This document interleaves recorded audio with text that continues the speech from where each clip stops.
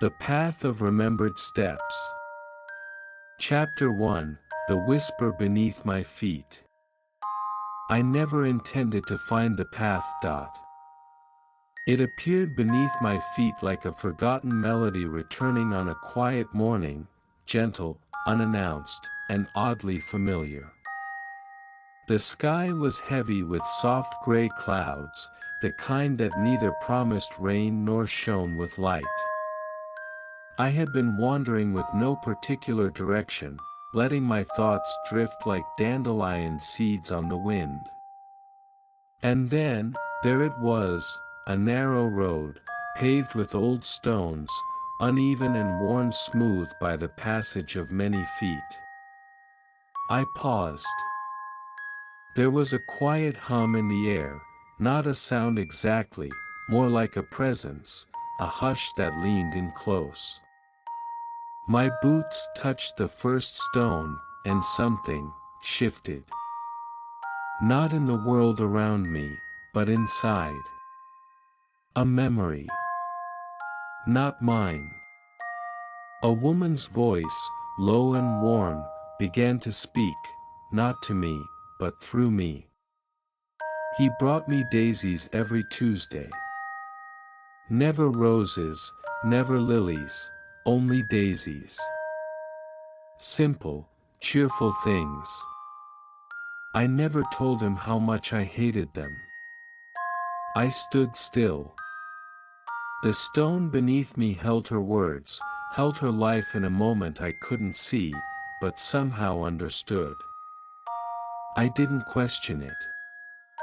I only stepped forward. The second stone offered a different whisper. This time, a boy's laughter, light and free, skipping like stones on water. We raced to the river, and I always lost. But I didn't mind. Losing meant I got to follow him, and he always knew the best places to find frogs. Each step I took brought another voice, another life. Not stories in full, but fragments, snapshots of hearts that had once beat with longing, joy, sorrow, wonder. There was no beginning or end to any of them, only moments, suspended in time like glints of light beneath still water. I found myself slowing. Not because I was tired, but because the path asked for quiet. It wasn't just a road, it was a corridor of souls, a collection of memories left behind like forgotten letters in a drawer. The air grew softer as I walked, the sounds of the world retreating behind a veil of calm. And so I listened. One stone glowed faintly as I stepped upon it. He never knew I waited by the tree every Sunday. I told him I came for the music, but really, I just wanted to see the way he smiled at strangers. I wondered who she had been, where her tree had grown, whether he ever learned the truth. But none of the voices asked for answers. They didn't seek resolution. They only wanted to be heard, to be remembered, even if just for a breath. A gentle breeze moved through the trees lining the path, rustling the leaves like fingers over parchment. Time seemed to stretch and fold itself, wrapping me in stillness. I was no longer walking through a place, but through stories, each one stitched delicately into the stones like threads in a quiet tapestry. I came to a bend in the path where the stones formed a mosaic, circular, like a sun carved from gray. I stood in the center. The whisper that rose this time was deeper, slower. I built this house with my hands. Every beam, every nail. It stood for 72 years. Then, one winter, the wind took the roof. And I smiled. I closed my eyes. I could see the house, not in vision, but in feeling. The pride, the years, the way the walls must have groaned with memory. The smile, in the end, like an acceptance. A release. I stepped on, quieter now. Farther ahead, a series of stones hung together, as if a family's tale was bound across several steps. She was born in the spring, when the trees wore their greenest robes. We named her after the sky, because she looked up more than she looked ahead. She danced in the rain, never with an umbrella. The neighbors thought her strange, but the flowers grew taller near her window. We buried her near the willow, where she always said she felt most like herself. I stopped walking then. The path didn't end, but I needed to breathe. Not because I was tired, but because the weight of so many lives, even gentle ones, even whispered ones, was like rain collecting in my chest. Cool, steady, meaningful. A bird called overhead, not with a sharp cry, but a coo, as if it too felt the hush that clung to this place. I looked down at my feet. The stones, though gray, shimmered slightly under the overcast sky, as though they remembered light, even when none fell. I crouched and touched one, feeling its surface, worn and warm. The voice that answered was faint, like a dream one barely recalls. We never married. But I still wear the ring I would have given him, if I'd had the courage. That one stayed with me longer.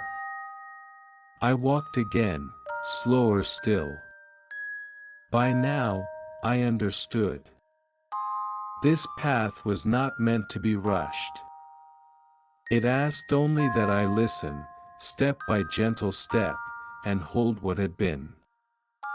I began to wonder, would my steps someday whisper, too?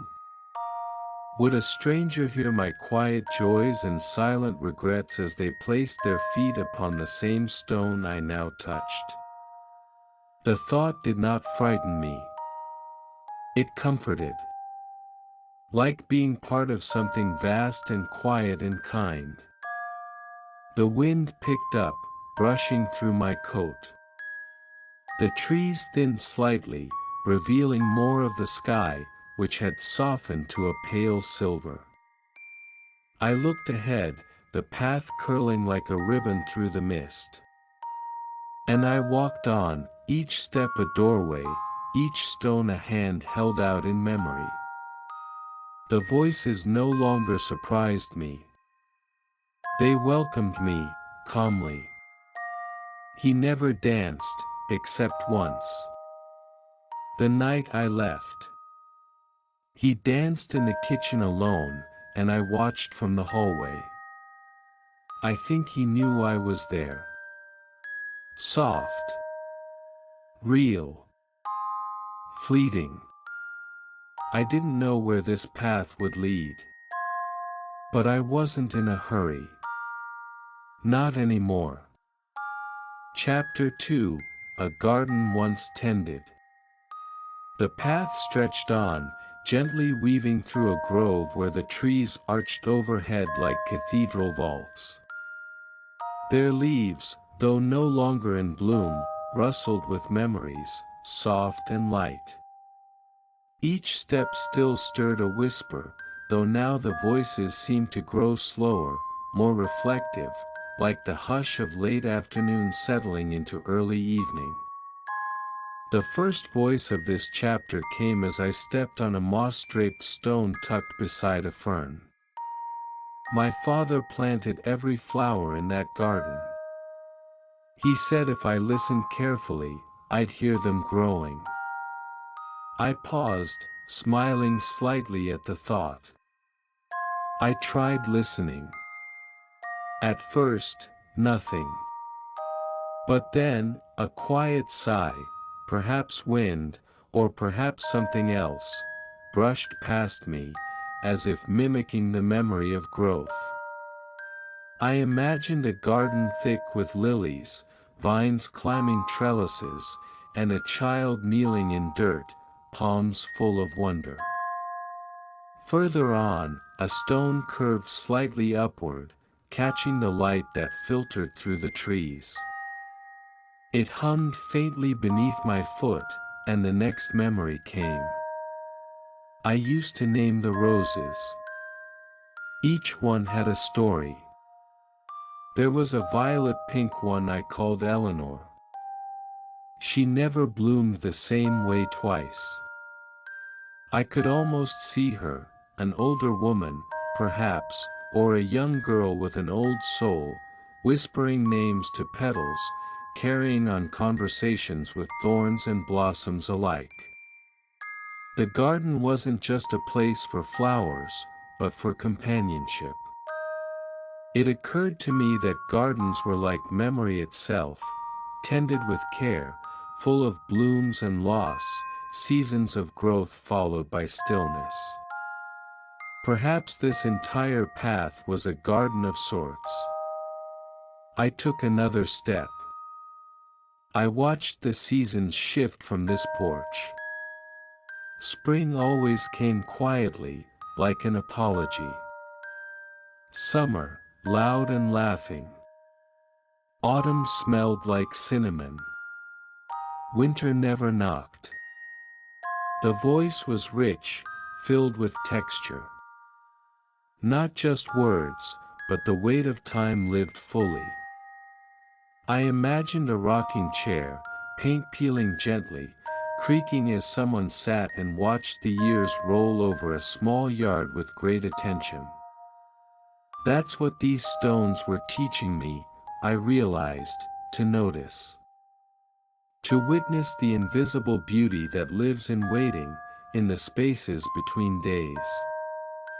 Up ahead, the path widened. The stones spread out like tiles in a forgotten courtyard, their patterns uneven, but not accidental. I stood at the center, and four voices whispered at once, overlapping gently like the call of distant birds. "The herbs never listen to me," said one dot. "She sang to the sunflowers every morning," offered another dot. "I buried my ring near the apple tree, only the tree knows why." There were 3 gates, but I only ever used the back one. It was closest to the wild mint. So many lives. So many details. And all of them resting quietly underfoot, waiting for someone to step lightly and remember.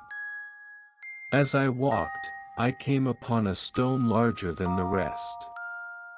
Cracked down the middle, its edges softened by time, it seemed to pulse faintly as I stepped onto it. The voice that followed was neither male nor female, simply human, and deeply tired. It wasn't a grand garden. Just a few pots, some old watering cans. But I found peace there. And in the end, that was enough. My chest tightened softly, not with sorrow, but with recognition. I thought of the spaces I had once loved, narrow balconies, dusty windowsills, corners where sun met shadow and lingered kindly. Beyond the large stone, a stretch of the path was overtaken by ivy. The vines curled like cursive writing, and the stones beneath them whispered slowly, their memories muffled but still there. "I never pulled the weeds," said one voice. She called them free flowers and said they had more heart than roses. I chuckled gently. The idea pleased me.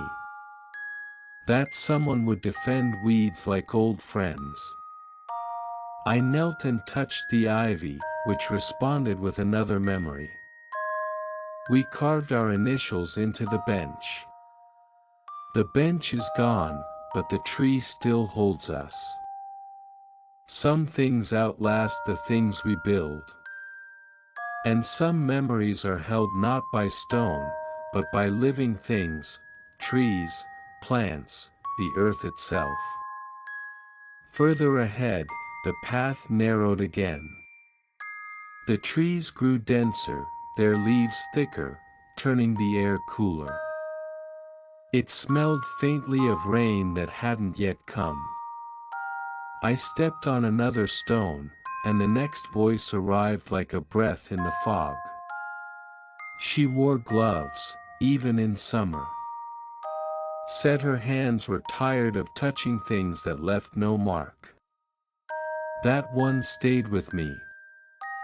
I imagined the gloves, lace perhaps, or cotton, and wondered what they had touched, and what they had avoided. At the edge of this darker grove, a low stone wall bordered the path. It looked almost like the edge of a garden, forgotten and overgrown. I sat there a while, letting the voices fade into the hush around me. And just before I rose, one more whisper curled from the stone beneath my heel. He planted violets for every year we were together. The last one bloomed after he was gone. The silence that followed was the deepest I had heard yet. I stood and continued, my steps slowing even more.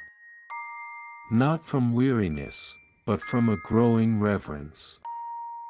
Each story was like a petal falling softly, unique, weightless, and full of meaning only felt when allowed to rest on the palm. I no longer felt like I was moving forward. It was more like I was being gently carried through a stillness I didn't know I needed. Then came a final whisper for this part of the path. The garden is gone now. But I still feel it, sometimes, in the way the wind moves, or how the light falls on the tiles of my kitchen floor. Yes, I thought. Memory doesn't need roots to remain. Some gardens live entirely in the spaces we return to when the world grows too loud. The path turned slightly, opening once more to filtered light. I paused, breathed in deeply, and let the quiet settle around me like a shawl. And then, I walked on. Chapter 3, The Clockmaker's Promise. There was a gentle ticking in the air. Not a real clock, I was sure, but something in the rhythm of my steps, in the breath between each stone.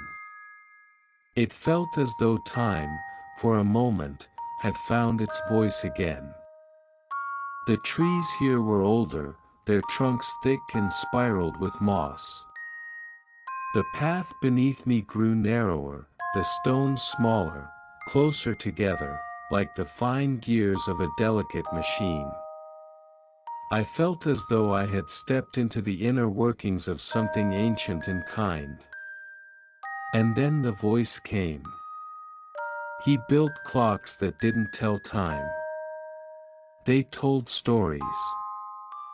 I stopped, instinctively glancing upward, as if I might see one ticking in the branches. None appeared. But the feeling remained, like a quiet chime echoing inside me. I took another step. Each clock he made had a flaw, on purpose. A second hand that paused for breath. A minute that skipped in joy. He said time should never be too perfect, or we'd forget to live. The voice was warm, amused. A daughter, perhaps. A friend. Someone who had watched hands move, not to measure time, but to shape it. I walked slowly now, imagining rooms filled with quiet ticking, the scent of oiled wood, shelves lined with timepieces that marked not hours but emotions. A clock that paused to sigh. One that ticked faster when the sun came in through the window. The next stone whispered in the hush of a fading breeze. He carved tiny birds into the gears. Said they kept the clocks company. Some people make machines. He made companions. I could see them, the little birds nestled in the teeth of brass wheels, their wings forever raised mid-flight, watching over seconds like guardians of fragile moments.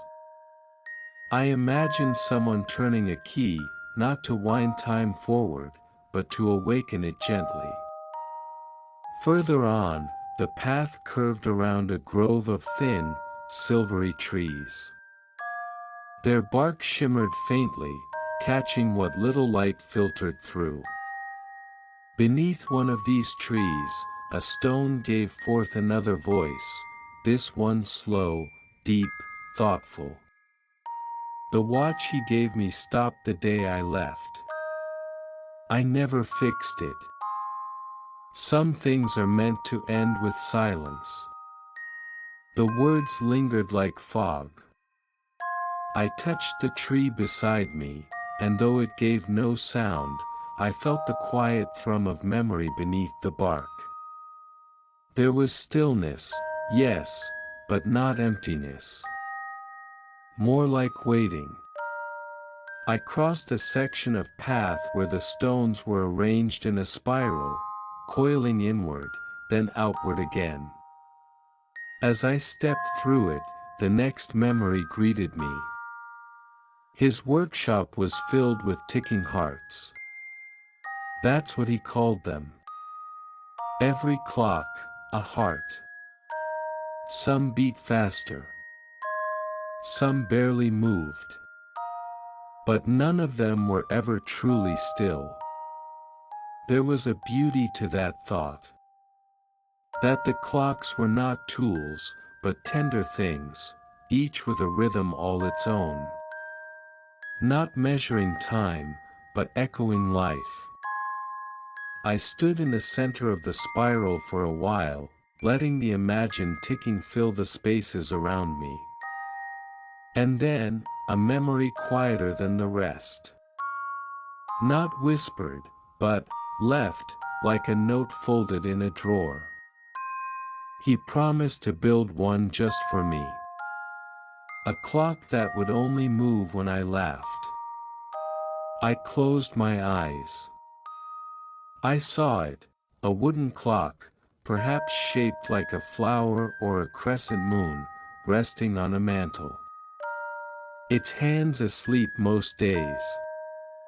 But the moment laughter filled the room, they would stir, twitch, glide joyfully forward, as if laughter itself was time's true measure. The forest opened briefly, revealing a small stone bench beside the path. Moss had softened its edges, and vines wrapped one of its legs. I sat, letting my feet rest, and placed a palm gently on the stone beneath. He died before he finished my clock. But I like to think it's still waiting, unfinished, but full of potential. Like the last page of a letter you never send. There was no sadness in the voice. Only quiet remembrance, like watching dust dance in the light from a window you once loved. I looked at my hands. They were still, calm. My breath moved with the wind now, slow, thoughtful. I rose, stepping once more onto the path, where the stones gleamed slightly, as if polished by time itself. One of them held a voice filled with wonder. His smallest clock was no bigger than a walnut. It told the time of dreams. You had to close your eyes to hear it. I did. Just for a moment. And in that moment, I thought I heard something, very faint. A ticking that wasn't bound to any second or hour, but to something softer. The rhythm of breath.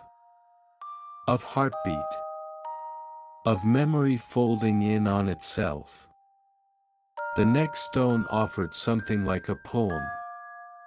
If time is a river, he built bridges made of seconds. Each one meant to be crossed with care. I imagined those bridges, delicate, silver-threaded things stretching across moments. A child's first word. A hand held in silence. The moment before a goodbye. All held together by someone who knew that time was not for keeping, but for noticing. I was moving so slowly now, my steps more like pauses. Not from weariness, but reverence. Every stone was a chapter. Every whisper, a clock. And then came the final voice of this place. He left me a box. Inside, no watch, no gears. Only a note. It said, "You already have all the time you need." I stood very still. All the time I need. The wind had softened completely now, and the trees stood quiet around me. Somewhere beyond them, I could hear the imagined ticking again, gentle, steady, not counting down, but cradling the now. The path ahead dipped slightly, vanishing into mist. I didn't know what stones I'd find next. But I was no longer looking for stories. I was listening for lives. And step by step, I would remember.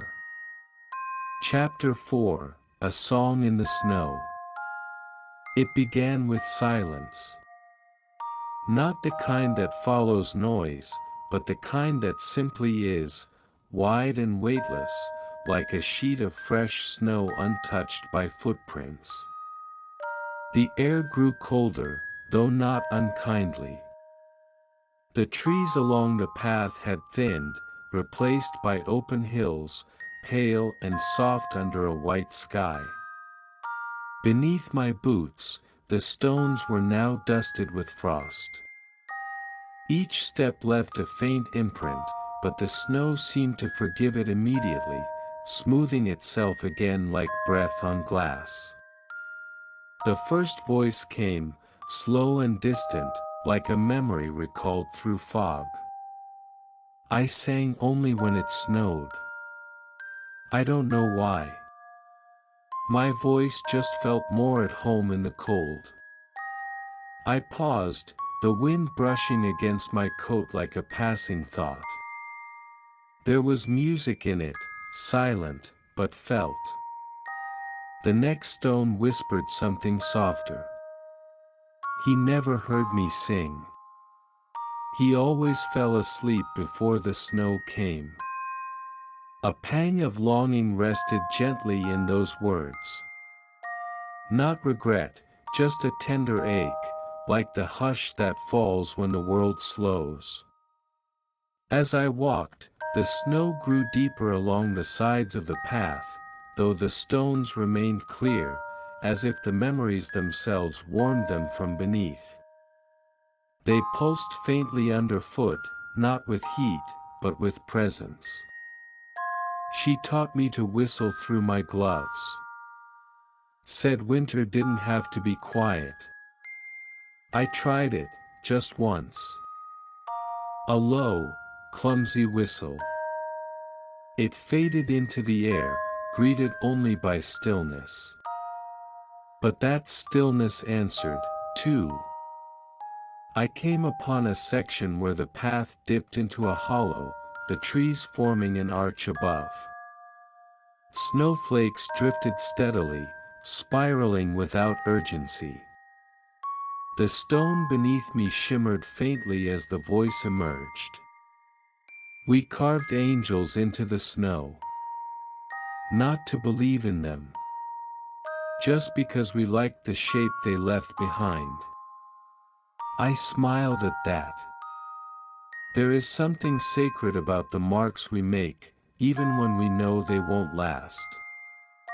A gesture for no one but ourselves, and maybe the snow, which remembers differently than stone. The wind picked up, not sharp, but soft, like a song hummed through wool. I tightened my scarf and continued. My mother used to say snow was time falling slowly, just for us. That voice stayed with me. I imagined flakes as seconds, minutes, whole hours drifting down, each one slower than the last. No need to hurry through a snowstorm. You walk as if the world has forgotten what urgency means. Perhaps this place, this path, existed in such snow, forever falling, never quite settling, always in between moments. I stepped onto another stone, and a song rose. Not in notes, but in words that felt sung. He built a piano from broken keys and placed it by the window. Every winter, he played to the snowfall. I never knew the melodies, but they made me feel warm. I pictured it, a little room with frosted windows, and someone sitting at a piano missing half its notes, coaxing music from what remained. Not perfect, but true.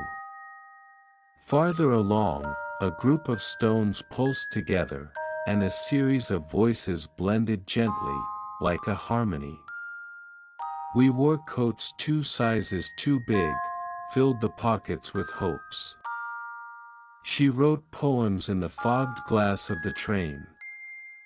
He waited at the hilltop every first snow, even after she stopped coming. They danced barefoot once, just to say they did. So many winters. So many quiet rebellions against cold and silence. Each voice like a snowflake, brief, distinct, and beautiful in its descent. The trees returned briefly, bare branches crusted with frost, like lace woven by wind. One leaned close to the path, and I touched its bark. The stone beneath whispered as if it, too, wore a shawl of ice. We lived in a cottage with a crooked chimney. Every winter, the smoke curled sideways, as if it didn't want to leave us. That image warmed something in me. The idea that even smoke could linger out of love, or habit. The comfort of things staying, just a little longer, even when they had no reason to. The snowfall thickened, though still gentle. I could barely see my footprints behind me now. Each step forward was a small act of forgetting, or perhaps trusting. The next voice emerged like breath against my cheek. She never liked the cold. But she walked with me anyway, because she knew I needed it. Some people understand us without understanding why. They give what they don't enjoy, simply because it matters to us. And in that, they become part of the snowfall, quiet gifts left behind, melting slowly in our memory. I came upon a clearing. In the center, a single stone stood slightly raised, like a platform. I stepped onto it, and the voice came, clearer than any before, and full of stillness. I never wrote down the lyrics. They were made of snow, after all, meant to melt. A song that could not be captured, only remembered in the heart. I stood there a long while, letting the silence stretch. The snow fell thicker now, but each flake landed softly, disappearing as it touched the stones. Then one last whisper rose before I moved on. We buried the music box beneath the fir tree. It still plays when the snow is just right.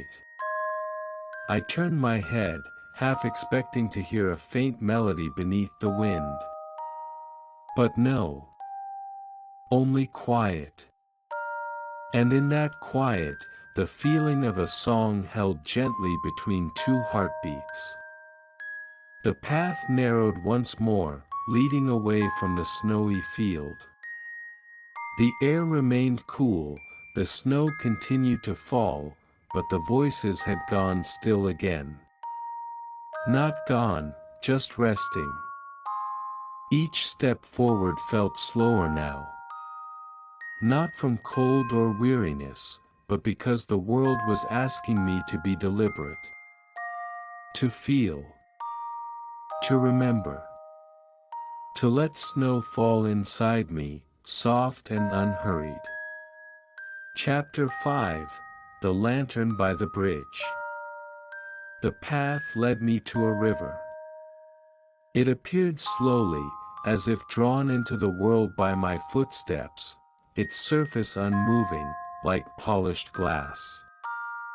The air had grown stiller than before, holding every breath like a secret. I could see the reflection of the trees lining the water's edge, standing silent and watchful.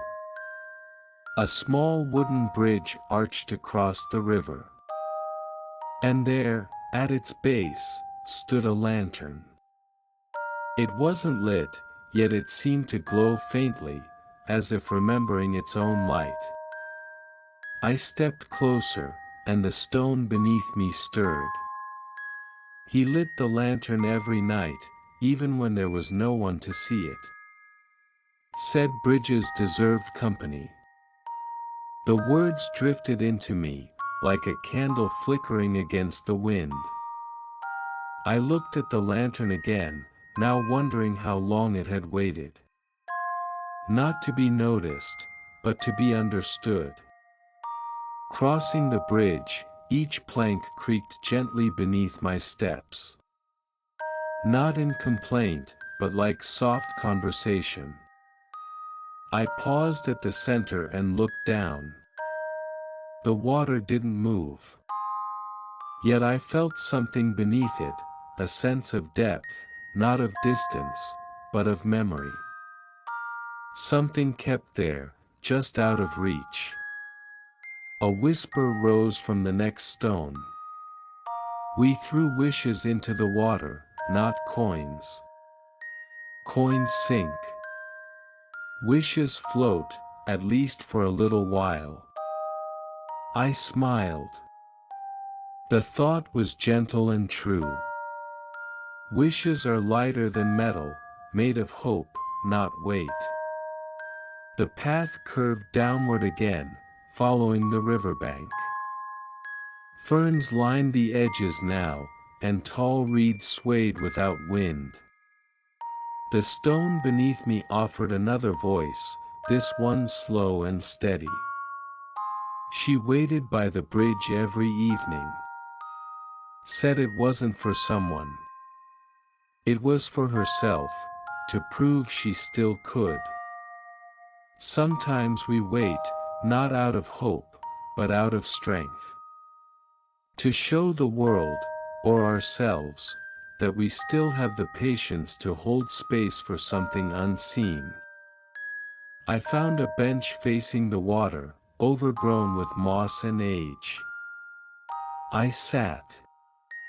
The lantern across the river flickered once, though no flame burned. The stone below the bench murmured softly.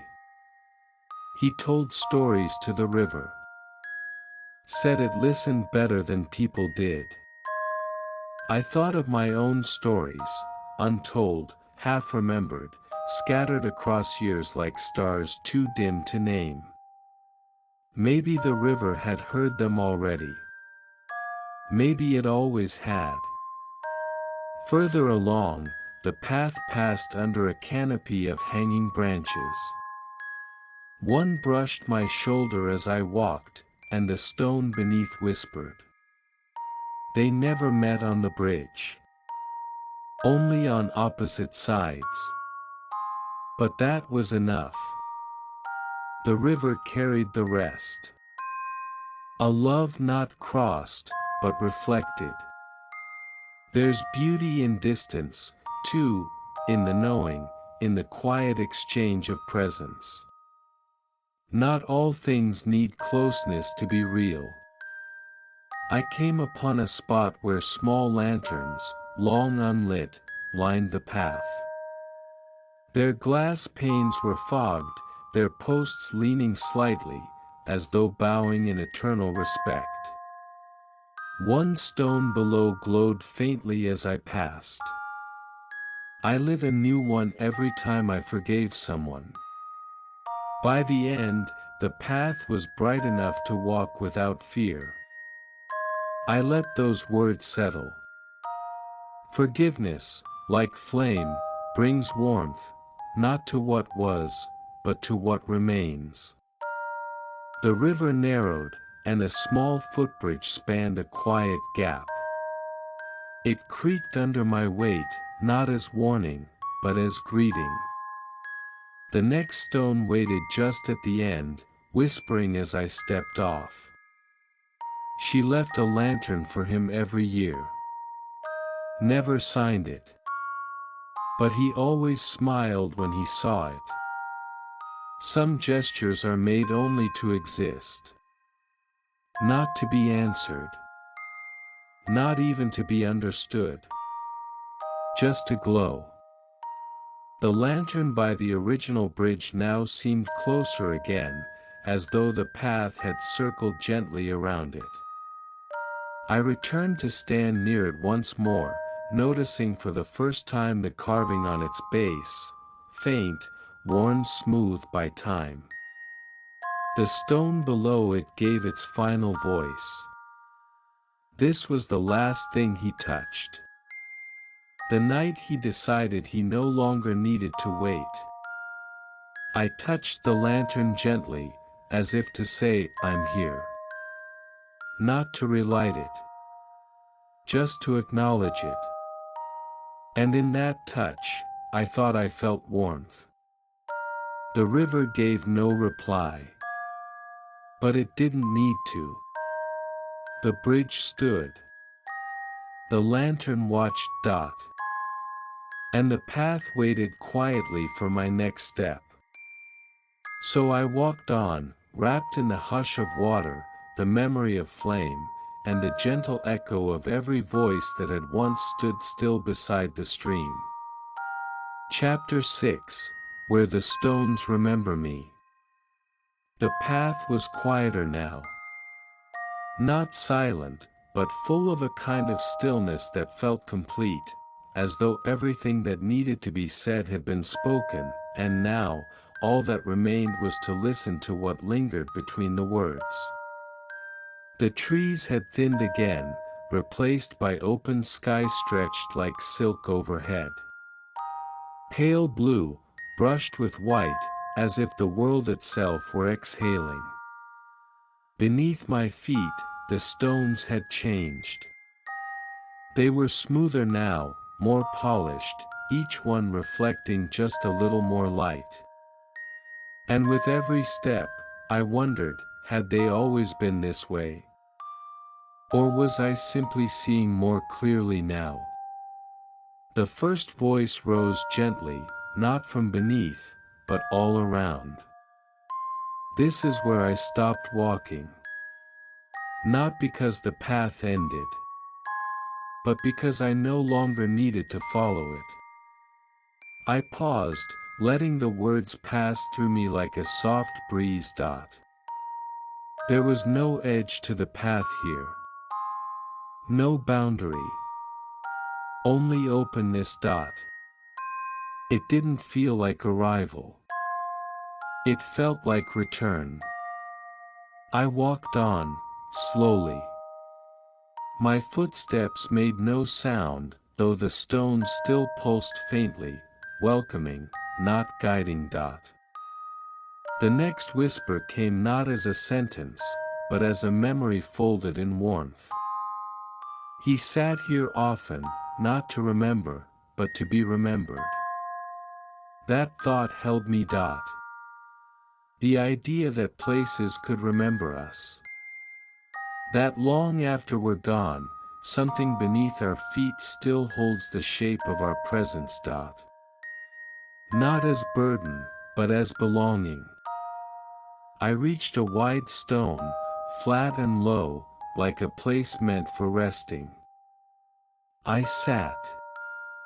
Not to end the journey, but to be still with it. A bird passed overhead, silent wings gliding through the open air. I watched until it disappeared into the sky, then looked down. The stone beneath my hand whispered. We never spoke out loud.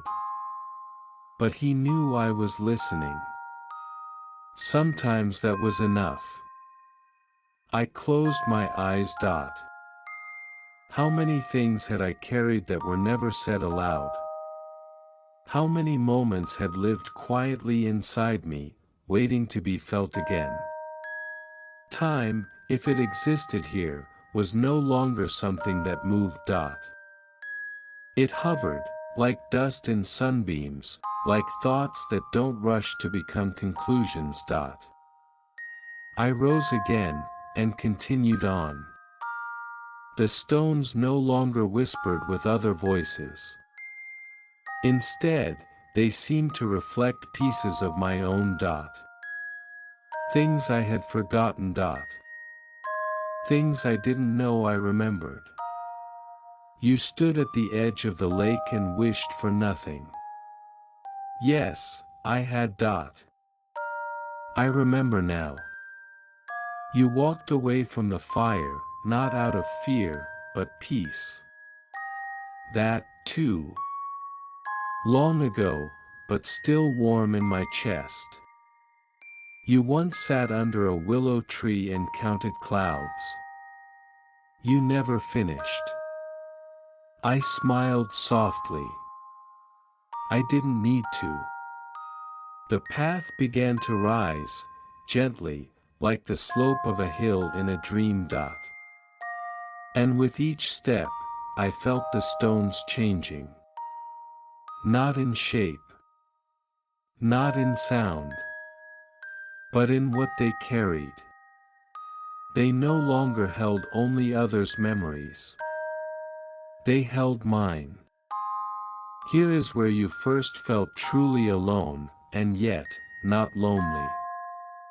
Here is where you forgave someone who never knew. Here is where you said nothing, and it was the right thing to say. Every stone now knew a piece of me. Not as a diary might, not as history, but as presence. As warmth. As a moment that had mattered, even if I had once forgotten it did. At the top of the slope, the path widened again. The sky above it seemed deeper, more open than before. No clouds. Just space. I stood there, not to look ahead, but to feel beneath. I placed both feet firmly on the stone and waited. The final whisper came not as words, but as understanding. You are part of this now. Not a visitor. Not a collector of stories. But a story, too. A breath among breaths. A footstep in a path that holds many. A memory held in stone. I didn't need to go farther. There was no farther. Only stillness. Only the feeling of having walked through lives not my own, and finding mine quietly intertwined between them. No need to speak. No need to turn back. I sat once more, on a stone that knew me now. The wind passed over my shoulders, soft and slow. And the path, without sound, continued behind me, waiting, always waiting, for the next gentle step.